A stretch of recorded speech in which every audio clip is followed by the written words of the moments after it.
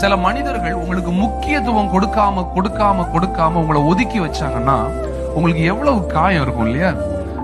பொதுவாகவே ஜனங்கள் வந்து நம்மள ஜாதியின் அடிப்படையில ஒதுக்கி வைப்பாங்க, இல்ல காசுடைய அடிப்படையில ஒதுக்கி வைப்பாங்க. சில சொந்தக்காரன் உங்க வீட்டுக்கு வாரானாலே உங்ககிட்ட ஏதோ மேட்டர் இருக்குன்னு அர்த்தம் இல்லையா? உண்மையாய் நேசிக்கிறவர்களை விட காசுக்காக நேசிக்கிறவங்க தான் அந்த உலகத்துல அதிகமா இருக்கிறாங்க. முன்னால எங்களை யாருன்னே தெரியாத ஆட்களுக்கு இப்ப எங்க சொந்தக்காரங்களுக்கு நிறைய பேருக்கு என் பேர் தெரியுது, என் ஊர் தெரியுது, என் வீடு தெரியுது. ஏன்னா இன்னைக்கு நான் நல்லா இருக்கிறேன். உலகத்தை பொறுத்த அளவுக்கு இம்பார்ட்டன்ஸ யாருக்கு கொடுப்பாங்கன்னா தகுதி உள்ளவர்களுக்கும் யோகியதை உள்ளவர்களுக்கும் தான் கொடுப்பாங்க. நான் சொல்றது சரிதானே சார்? ஆனால் இயேசுவுக்கு ஒரு பழக்கம் உண்டு.